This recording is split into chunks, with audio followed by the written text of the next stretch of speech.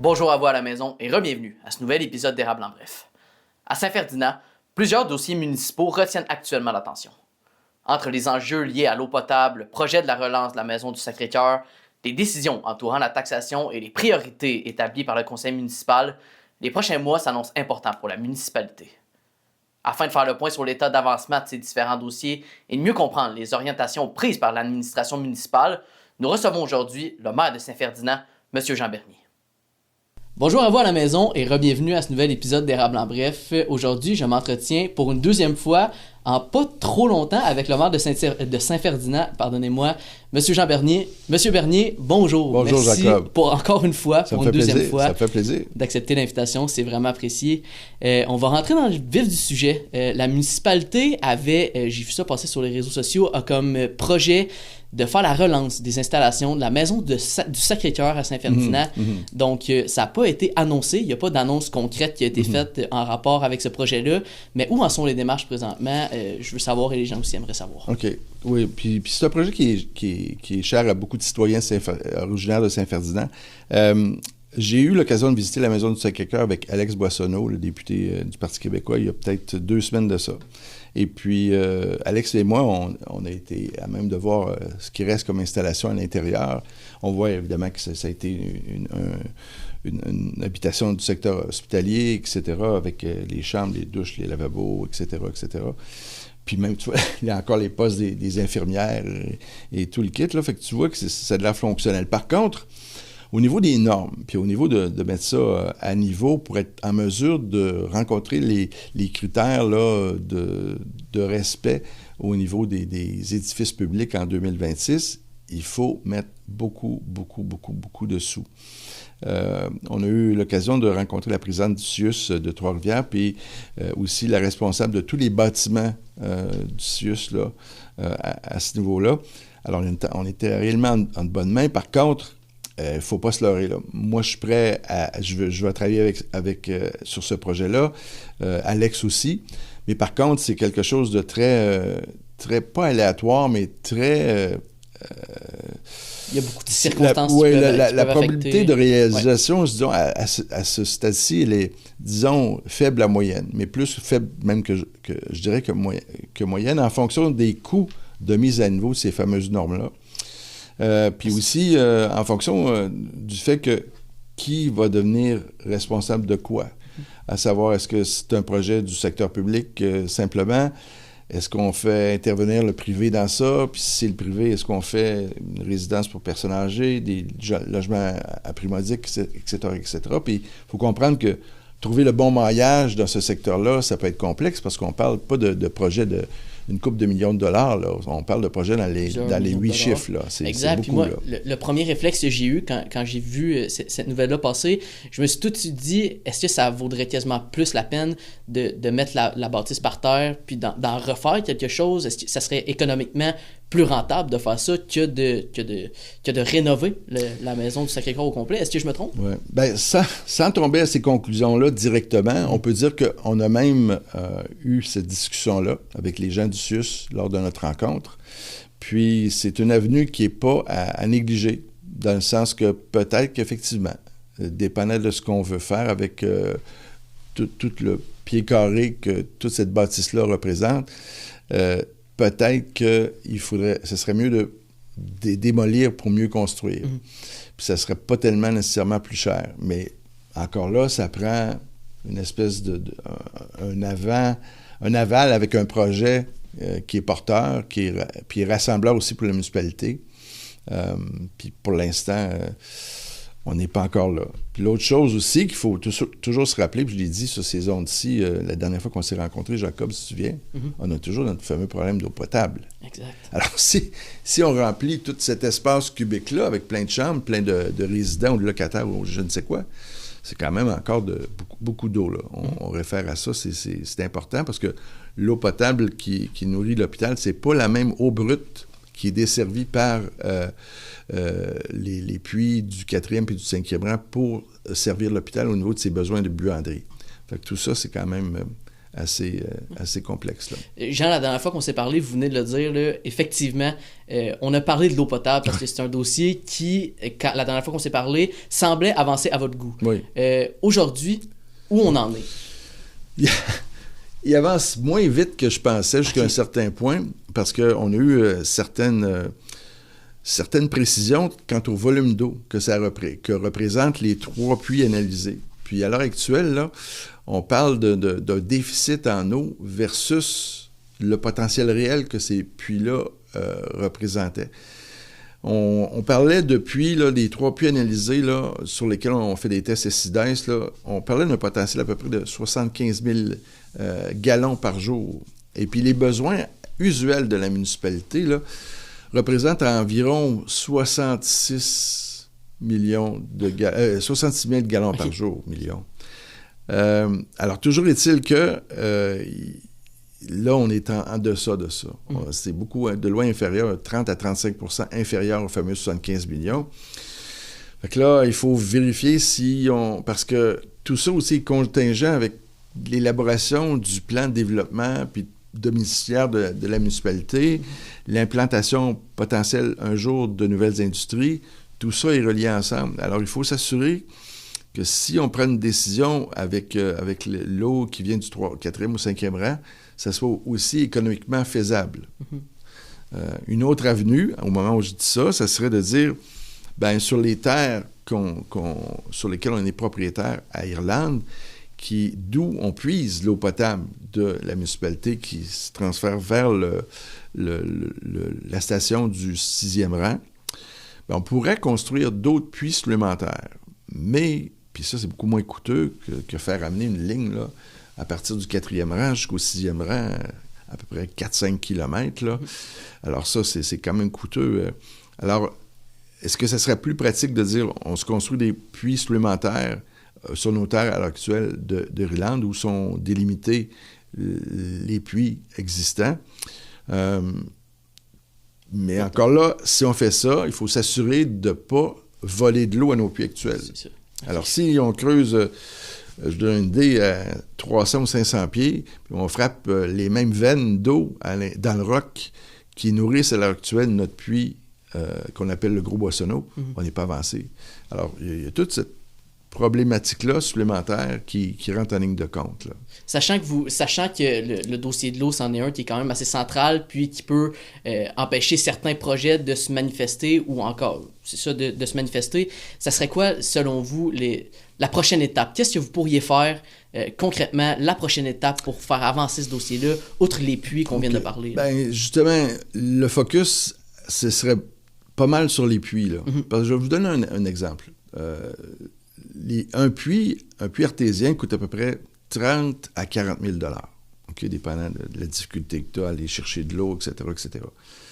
Fait que si on dit on aurait besoin de 2 gros puits solides supplémentaires qui n'ont pas aucun effet négatif sur le volume d'eau du Gros Boissonneau à l'heure actuelle à Irlande, bien là, on parlerait d'un investissement de moins que 100 000 $ pour réellement amener l'eau correctement au consommateur final. Là. Fait que c'est pas coûteux. Tandis que s'il faut faire une nouvelle ligne de canalisation pour amener l'eau à partir du 4e rang jusqu'au 6e rang, la ligne est très coûteuse aussi. Là. C'est pas juste une question de dire y a-t-il assez d'eau, il n'y a pas assez d'eau. S'il n'y a pas assez d'eau, on a un problème. Je l'ai mentionné d'entrée de jeu. Là. Mais en plus de ça, après ça, pour la faire descendre vers le 6e rang, là, on a un problème parce que, un problème, c'est simplement que c'est faisable, mais c'est très coûteux. Ouais. Alors, tandis que si c'est sur nos terres d'Irlande où on a notre puits à l'heure actuelle, notre puits principal à l'heure actuelle, bien là, ce qui se passe, c'est qu'on utilise le même réservoir ou réceptacle pour transvider les nouveaux puits qu'on aurait vers le réceptacle du puits qui est nourri, entre autres, par le Gros Boissonneau. Puis tout ça serait dirigé vers notre usine du 6e rang sans changement. Alors, on aurait seulement une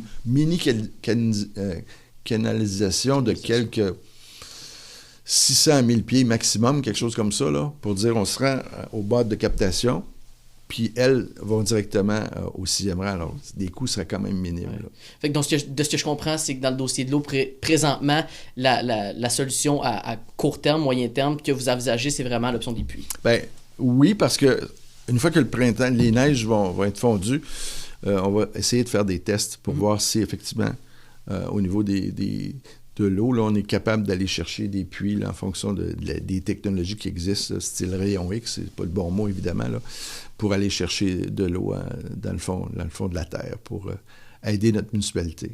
Jean, lors de votre campagne, vous avez mis l'accent, vous avez poussé comme quoi vous seriez en faveur des organismes communautaires puis que vous seriez un allié pour ces organismes communautaires-là. Oui. En décembre 2026 prochain, il y a un événement qui va avoir lieu secret dont je ne connais pas la nature et dont je me doute que les habitants de Saint-Ferdinand non plus ne connaissent pas la nature. Non. Mais qu'est-ce que vous pouvez me dire? C'est un bon journaliste. Ouais, quand même, pas super. Qu'est-ce que vous pouvez me dire? Je sais que c'est très limité. On avait c'était un autre événement qu'on planifiait. Quand j'étais venu ici, j'avais dit que j'avais 2 événements différents. Puis l'événement principal sur lequel on se rabattait à court terme, quand on a eu l'appel de quelqu'un qui veut faire quelque chose de très spécial à Saint-Ferdinand au mois de décembre 2026, j'en ai parlé à mon conseil, puis c'est un homme d'affaires très connu là-bas, c'est un natif de la région, puis il veut nous aider à bâtir quelque chose d'unique qui n'a jamais été fait à Saint-Fer. Fait que on aurait un spectacle assez grandiose là, pour les fêtes de Noël. Ça se passerait le 13 décembre, pour être plus précis. Par contre, je ne peux pas encore dévoiler les noms de l'artiste, le type de saveur que tout ça va avoir, parce qu'on est en train d'impliquer une organisation de bienfaisance importante de notre municipalité. L'administration l'organisation de l'administration de cet organisme-là a déjà accepté l'espèce d'administration en partie de ça, mais il y a plusieurs étapes. Il y a un comité qui doit être formé pour le côté publicitaire, un comité pour le côté vente de billets, un côté simplement pour le côté organisationnel. Alors, tout ça fait en sorte qu'il faut être en mesure, puis il y a un côté volet spectacle, là, artiste, tout ce qui touche à ça, là, comment on s'organise. Est-ce que ces comités-là ont déjà été fondés? Est-ce que c'est tangible quand même? C'est sur papier. Okay. On a accouché de ça lundi après-midi. On l'a présenté à l'organisme comme tel plus tard durant la semaine, puis c'est ça. Là, j'arrive avec ça aujourd'hui, mais c'est impossible pour moi de le dévoiler pour l'instant. Vous savez, j'ai un conseil de ville la semaine prochaine, puis je peux pas en parler. Parfait. Donc, on en parle comme on peut, mais on n'en pas exact. Il y a des annonces qui vont être faites. Mais ça va me faire plaisir de venir annoncer ça rapidement, aussitôt que je le pourrai. Parfait. Ce genre de projet-là, habituellement, aide à l'attractivité d'une municipalité. Hein? Absolument. Saint-Ferdinand, vous avez plusieurs aspects d'attractifs pour quelqu'un. On pense notamment au lac. Oui. La question, comment est-ce qu'on manœuvre justement entre le tourisme, donc l'attractivité pour le tourisme, mais également le sentiment qu'un habitant a à Saint-Ferdinand? Donc, comment est-ce qu'on manœuvre là-dedans? Bien, c'est une bonne question. À l'heure actuelle, on a mis un moratoire de 3 mois sur l'implantation ou l'obtention, la permission de licence pour, par exemple, les Airbnb à Saint-Ferdinand. On veut s'assurer qu'on garde un certain contrôle de notre offre de Airbnb ou de logements à louer, là, maisons à louer, tout simplement parce que on ne veut pas devenir un village où il y a beaucoup, beaucoup, beaucoup de gens qui viennent de l'extérieur, qui contribuent en partie, mais des fois pas du tout, s'ils viennent une fin de semaine seulement à l'industrie locale. Puis, il faut être ouvert à recevoir les gens comme il faut, mais il faut s'assurer qu'on le fait dans un cadre qui est respectueux pour les habitants de longue date. Alors moi, les citoyens, pour moi, c'est important, les citoyens de longue date, c'est important. Puis il faut s'assurer d'avoir une belle balance dans ça. Alors, on a mis un moratoire sur les Airbnb pendant 3 mois, puis on va arriver avec des règles que j'espère vont être finales au niveau de ça pour s'enligner correctement pour la suite des choses. Évidemment, n'importe qui a un Airbnb à l'heure actuelle qui est approuvé par la municipalité, et de facto, il garde son droit, là. Puis c'est pas qu'on va enlever les droits des gens, mais il faut s'assurer que tout se fasse dans le bon ordre, puis tout le kit, là. Puis ce moratoire-là, qu'est-ce que vous espérez que les débouchés vont en être? Ben, c'est parce qu'on veut, comme conseil, on veut prendre du temps pour bien sortir ce qu'on veut apporter comme politique finale au fil des ans. J'ai vu trop souvent, là, depuis 2-3 ans, des choses qui ont changé. OK, la nouvelle politique de ça, c'est ça, la nouvelle politique, c'est la nouvelle politique. Puis à un moment donné, c'est un peu hasardeux, fait que je veux réellement m'assurer qu'on ait des règles claires, précises pour tout le monde, puis tout le monde sache à quoi s'attendre s'ils veulent ouvrir un Airbnb à Saint-Ferdinand, puis selon des règles bien précises, là. Parfait. Jean, vous sortez d'une période assez occupée avec tout ce qui est les taxes. C'est pour ça qu'on s'est donné 3 mois de moratoire sur... OK, c'est justement à cause de ça.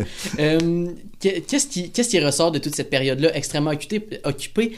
Parce que je sais que vous avez eu quelques soucis avec, si je me trompe pas, le système en fait informatique qui était tout par rapport à la taxe. Donc, parlez-moi un peu de cette période qui m'a semblé très occupée. Oui, on a fait accepter, dans un premier temps, on a fait accepter le budget, on l'a présenté à la population le 12 janvier.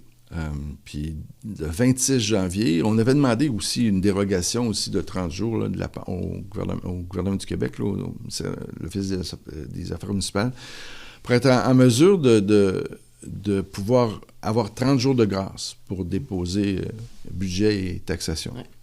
Alors, on a présenté le budget le 12 janvier. Le 26, on a présenté notre système de taxation. Puis après ça, à partir du 26, on se disait, bien, ça va sortir. On va travailler pour faire sortir ça, étant donné qu'on a l'aval des citoyens, le plus rapidement possible. Puis on a un système informatique qui est un petit peu désuet, pour X, Y raison, là. Puis comme on avait des champs de dépenses supplémentaires au niveau des taxes cette année, qui venaient d'un nouveau champ de dépenses qui s'appelle Compost. Alors, à partir du mois de mai 2026, à Saint-Ferdinand, chaque foyer va avoir son bac de compost extérieur, ainsi qu'avec l'achat du bac extérieur, on va leur fournir un bac d'intérieur de cuisine pour qu'ils puissent s'habituer à mettre en continu les déchets compostables. Alors, en mai 2026, ça a mis. Il y a une taxe annuelle qui est reliée à ça. Alors, cette taxe-là, il fallait créer un nouveau poste dans le système. Après ça, il fallait créer un nouveau poste pour l'eau potable qui a été vendue, entre guillemets, aux citoyens. Quand je dis vendu, c'est pas le bon mot, qui a été fourni aux citoyens par l'entremise des citernes. Alors, on a à peu près 170 000 $ d'eau potable qui a été fournie par des citernes d'eau à cause de la sévère sécheresse qu'on a eue l'été passé. Oui. Alors, évidemment, on ne pouvait pas dire on taxe 100% des citoyens de Saint-Ferdinand avec une taxe d'eau. C'est impossible. Il fallait seulement taxer les gens qui sont, entre guillemets, connectés à l'aqueduc. Alors ça, quand c'est pas de facto, là, tout le monde, comme il y a une exception reliée à ça, bien là, à ce moment-là, c'est un petit peu plus complexe. L'autre chose qui est arrivée, c'est que lors du système de taxation, avec le budget qu'on avait, on avait un budget assez élevé, là, 7,7 millions. C'est dommage parce qu'on a hérité de certaines situations au niveau financier, au niveau des dépenses qui étaient plus élevées que prévu au niveau de l'ancienne administration. On a fait un déficit en 2023, on a fait un déficit en 2024, on va faire un déficit en 2025. Alors, évidemment... Ce qui d'ailleurs, excuse-moi, je vous coupe, mais ce qui d'ailleurs avait été annoncé également pendant votre campagne. Ouais, si je me souviens bien, pendant c'est quelque chose que vous aviez annoncé. C'était un bon... Oui, annoncé, c'est pas ça. Je voulais pas. J'espérais que ça se produise pas, bien honnêtement, là, mais j'avais une grosse préoccupation, puis un gros souci là-dessus. Je me disais, de la façon que les états financiers sont... Pas les états financiers, mais le budget construit versus les états financiers réels de 2024, je comprends pas. Alors, par exemple, en 2024, sur un budget de 6,4 millions, la dépense réelle a été 6,9. Okay. Ce qui fait un déficit de 500 000. Mais en 2025, quand on a fait le budget pour 2025, pensez-y, là, on part à 6,9. On a budgétisé 6,7. Alors, techniquement, on part avec un déficit de 200 000. 200 000 $. Alors là, c'est pour ça qu'en élection, je me disais, mais qu'est-ce qui se passe, puis pourquoi? Puis, il y a une incohérence à quelque part. Oui, puis mes adversaires qui étaient au conseil quand même disaient, non, Jean, tu te trompes, on va faire un surplus de 400 000. je veux bien, j'espère, j'aimerais ça. Je le souhaite. Puis finalement, c'est pas ça qui arrive. C'est pas que je voulais crier au loup, mais il y avait... C'est effectivement ce qui s'est produit. C'est ça qui s'est produit. Puis en plus, cette année, il y a certaines choses passées qui font en sorte qu'on doit augmenter certains postes de dépenses. Je vais vous donner un exemple. L'an passé, la directrice générale a été malade en congé de maladie pendant quelque chose comme 9 ou 10 mois. Alors, pendant 9 ou 10 mois, c'est pas la municipalité, c'est l'assurance qui a assumé son salaire. Alors, on a eu une dépense inférieure là-dessus. Il y a eu 2 employés en loisirs et culture qui ont aussi, une qui était en congé de maternité, puis une autre qui était en congé de maladie en partie ou qui est arrivée plus tard durant l'année. Puis une troisième personne qui était au niveau des travaux publics, la directrice des travaux publics qui nous a quittés, qui, elle, n'a pas été à temps plein. Puis évidemment, il faut engager quelqu'un à temps plein, là, comme tel. Sa situation contractuelle faisait en sorte qu'elle pouvait seulement nous donner un certain nombre de jours l'an passé. Alors, mais là, il faut remplacer ça, ces gens-là, par des gens à temps plein. Alors, juste là, c'est quelque chose comme 130 ou 140 000 $ de différence, d'ajout. Le plafond coule. Ça, je ne sais pas si j'en avais parlé quand j'étais ici la dernière fois, là, mais le plafond coule. Malheureusement, à l'hôtel de ville de Saint-Ferdinand, ça fait 2 ans que ça dure, puis ça n'a jamais été il n'y a jamais eu de démarche adressé. qui a été... Pour X, Y raison, je ne sais pas. Alors là, on est tranquille, là, parce que tout est gelé sur la toiture. Mais au printemps, à la fonte, ça va probablement se remettre à couler, j'imagine. Mais là, il faut le réparer. Puis ça, on parle d'une 70 000 à peu près. Puis il y a plein de postes comptables comme ça. Par exemple, l'été passé, quand je faisais ma campagne électorale, je me promenais dans Vianney, puis je voyais des potagers familiaux là, qui étaient gris. Pourquoi ils sont gris? Pour quelle raison? La poussière de la route, de terre, qui s'en allait dans les potagers. Avec le vent, etc., ça s'en va dans les potagers. Ils vendent beaucoup à Vianney comme tel. C'est pas pour rien qu'il y a des éoliennes là-bas. À tout égard. Et les potagers étaient gris. Je disais, il faut faire quelque chose pour ça. Fait qu'on a augmenté le budget de calcium de 30 000 $ qu'on applique dans les rues pour s'assurer qu'on limite la prolifération, puis cette poussière-là qui s'en va chez les citadins. Puis donc, c'est plein de petites dépenses comme ça, un peu partout, qui font en sorte qu'au final... J'en ai jusqu'à 700 000. J'en ai jusqu'à 700 000. Alors, si on se rend, par exemple, 2025, si on finit à 700 millions, ben le 700 000 auquel je fais référence, c'est ça. Fait que c'est 7 700 000. C'est malheureux, là, mais on est rendu là. Ouais. Alors, c'est pour ça que durant ma campagne, j'avais un gros souci. Je me disais, qu'est-ce qui va arriver? Parce que j'étais très engagé. Je voulais qu'on essaie de limiter les taxes. Puis, mais là, il y a tellement de choses qui doivent être adressées. C'est ce qui explique la différence. Là. Puis, la priorité présentement? Quelle serait la priorité? Ben là, la priorité à court terme, c'est fou. Tantôt, j'étais au téléphone avec une dame concernant justement les taxes parce que on a expliqué le budget au mois de janvier, le 12. On était très clair. Tout au long de ma campagne, je disais, on va essayer d'être le plus transparent possible. On va donner toute l'information qu'on connaît, on va la transmettre. C'est eux qui signent notre chèque de paye. Je suis sérieux, là. 2083, évidemment, il y a des enfants dans ça, mais disons, les adultes, chacun des propriétaires d'habitation à Saint-Ferdinand, ce sont eux nos patrons. Tu sais, des fois, j'ai eu une discussion de corridor avec quelqu'un hier. J'étais chanceux, c'était un patron. Moi, j'en ai 2083. Alors, toujours est-il que ce sont eux nos patrons, ce sont eux qui sont sur nos chèques de paye. La vraie signature, là, c'est pas mon vice-maire qui signe parce que je signe pas mon propre chèque de paye. C'est mon vice-maire qui va faire ça pour moi, pour que tout reste legit, là. Mais c'est ça, c'est eux. Alors, il faut s'assurer d'être en mesure d'être aligné comme il faut. Fait que là, on a expliqué ça comme il faut, le budget. On a expliqué comme il faut comment les taxes, ça marcherait. Mais ce qui est arrivé, c'est qu'au niveau de la taxation cette année, on est dans un nouveau rôle d'évaluation, 2025. Le dernier avait eu lieu en 2022. Si vous vous souvenez, là, Jacob, puis le précédent était en 2019.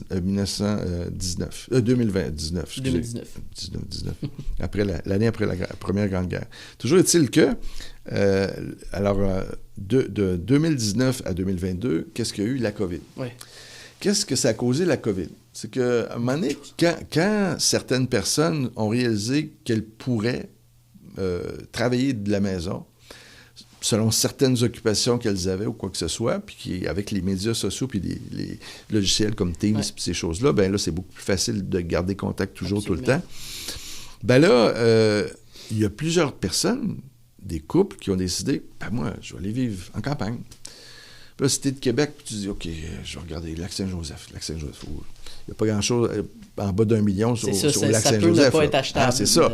Alors, tu dis, OK, y a-tu d'autres lacs autour? Puis Lac-Beauport, c'est pire encore, ou quoi que ce soit, parce que c'est encore plus près de la ville. On parlait d'attractivité tantôt, alors, mais c'est justement... C'est ça. Alors, le lac William, c'est quand... Tu sais, pas de lac William, pas de Saint-Ferdinand. En tout cas, selon ce qu'on connaît. Là. Alors, toujours est-il que les gens ont commencé à venir cogner à la porte puis venir faire des visites pour acheter des maisons sur le bord de l'eau. Oui. Alors, ce que ça a créé une inflation absolument galopante pour les maisons sur le bord de l'eau jusqu'à 2022, qui a fait en sorte que des résidences ont augmenté sur le bord de l'eau de 40 50 60 100 Alors, ça a été assez affolant. Justement, la COVID a amené beaucoup de choses, mais elle a également... Le coût de la vie avait déjà commencé à augmenter un peu avant la COVID. Mais la COVID, je veux dire, a quand même fait un gros boom. Donc, absolument. Comment est-ce que vous gérez ce coût de la vie-là, Saint-Ferdinand? Ben là, tantôt, c'est ça que j'essayais de dire, c'est on a fait un budget à 7,7 millions en fonction de ce qu'on doit faire comme minimum, comme budget défensif. Il y a évidemment dans ça des argents pour l'eau, parce que quand on va se mettre en marche au niveau de l'ingénierie, puis des hydrogéologues, puis ces choses-là, ben là, il y a des argents qu'on a mis de côté pour s'assurer qu'on se protège à ce niveau-là. Mais du gros gravy, là, très agressif, là, padé, là, non, c'est surtout un budget là, de transition pour nous permettre d'aller à une prochaine étape pour regarder en avant qu'est-ce qu'on doit faire qui est urgent. J'ai même mis un montant aussi pour le centre Gaston-Roy aussi, pour la réparation du centre Gaston-Roy qui est vieillot. Puis pour notre municipalité, ça serait difficile d'aller s'équiper d'un aréna full-fledged, là, comme à Plessis ou à Princeville, parce que c'est très coûteux, le prix est très coûteux, mais c'est surtout le coût annuel en plus, parce que si c'est une subvention pour ton aréna, après ton coût annuel, si ça te coûte de perte, là, 350 à 650 000 par année, Saint-Ferdinand, là, c'est pas la même population que Plessis ou à Princeville. Hein? Puis en plus, ils ont beaucoup d'industries, eux autres, pour se pader puis s'aider au niveau des taxes. Alors, c'est un contexte différent. Alors là, il faut aider l'aréna Gaston-Roy, le centre Gaston-Roy. Mais pour revenir à tout ça, ce qui était important, c'est qu'est-ce qu'on fait pour limiter les choses. On s'est dit, on va faire le strict minimum, puis le strict minimum, pour nous, arrivait, c'est dommage, à 7,7. Oui. Si on arrivait à 7,2 ou 7,6, peut-être, mais ça me surprendrait beaucoup, en fonction de ce que j'ai partagé tout à l'heure. Alors, on va essayer toujours de manager à l'intérieur de nos moyens. C'est pour ça, tantôt, quand je parlais des fameux puits au niveau du coût de la vie, si on dit 2 puits nous coûtent moins que 100 000 versus 2 à 4 millions pour un système de canalisation nouveau pour amener l'eau de l'hôpital vers notre bassin central au 6e rang, c'est beaucoup de sous, là. Ouais. Puis oui, il y a des subventions, mais c'est parce qu'il faut pas faire... Parce que les gens aussi sont très attachés. Tantôt, je parlais du Sacré-Cœur. Puis les gens sont très attachés, c'est normal. Hein? Ben oui, absolument, ça fait partie du patrimoine de la municipalité. Maintenant, l'industrie numéro 1, c'est probablement le manoir en termes d'employeurs. Manoir, Tôle-Vigneault, c'est bon. Chevron-Vigneault, puis aussi là, Vexco, bon. Mais le manoir a beaucoup de personnes qui emploient. Mais dans le temps, c'était à l'hôpital. Oui. Puis c'était pas 100 personnes. C'était 1100 personnes. Mm-hmm. C'est quelque chose, là. Ça venait de partout pour travailler à Saint-Ferdinand. Alors, tu dis, OK, ces gens-là sont... Mon voisin puis ma voisine travaillaient là. Donc, ils ont une attache particulière. Il y a une attache. Puis, quand ça a fermé, il faut qu'ils changent leur carrière. Mm-hmm. Elle est retournée, la dame est retournée dans le secteur du hospitalier, dans un CLSC à Plessisville. Mais l'autre, c'est complètement recyclé. Changé de carrière complètement. Complètement. Il s'est lancé dans le secteur immobilier. Alors, il était agent d'immeuble. Alors, ils ont bien réussi dans leur carrière, ça a bien été, mais ces gens-là ont été déracinés. Alors, il y a un attachement naturel à l'hôpital. Il y a un attachement naturel à toute la dimension de structure de l'hôpital, incluant les fameux puits. Ouais. Parce que dans l'imaginaire des gens, ben oui, il y en a en masse de l'eau en haut. Oui, il y en a, mais là, l'eau brute à l'heure actuelle qu'on utilise qui est utilisée par la buanderie, parce qu'on fournit Thetford et puis Arthabasca, l'hôpital Arthabasca, ben malheureusement, pas potable. Oui. Alors là, c'est ça, on part avec une strike, là. Alors, tout ça fait en sorte qu'il faut remettre les choses en question. Puis moi, si on me dit que c'était mieux 100 000 ou avoir l'ego de dire j'utilise les puits de l'hôpital. Oui. L'ego à 4 millions, à 2 millions, j'utilise les puits de l'hôpital, j'aime mieux qu'on construise des puits supplémentaires. En assumant que c'est faisable. En assumant que tout ça est correctement faisable. Jean, le temps file, donc on va y aller pour la conclusion, mais tout ce qui est par rapport au dossier de l'eau, je vais revenir là-dessus. Qu'est-ce que vous pourriez dire aux résidents de Saint-Ferdinand dans le but de peut-être un peu les rassurer par rapport à tout ce qui est ce dossier-là? Qu'est-ce que vous leur diriez? Bien, on garde le cap, on maintient les analyses, on maintient ce qui doit être fait, que ce soit au niveau du volume ou de l'analyse, mais tôt ou tard, à un moment donné, il faut qu'on va avoir des décisions peut-être plus rapides à prendre que tardives. Puis parce que je ne veux pas non plus laisser aller les choses là, au point où OK, on va attendre dans la fin du mois de mai là, pour... non, il faut s'y mettre. Puis là, on était dans un dédale de travail à cause des fameuses taxes, le budget, ces choses-là. Ça a été assez prenant, assez... prenant et surprenant aussi, là, parce que là... Puis en plus, c'est pas fini, parce que quand la firme comptable va se mettre le nez dans ça, peut-être qu'ils vont dire « Non, il manque ça aussi, il manque ça. » Fait que là, c'est... Des réajustements à faire peut-être en cours de route, là. Oui, tout à fait. Mais le gros a été fait, puis de toute façon, il n'y a plus rien qu'on peut changer au niveau des taxes. Ouais.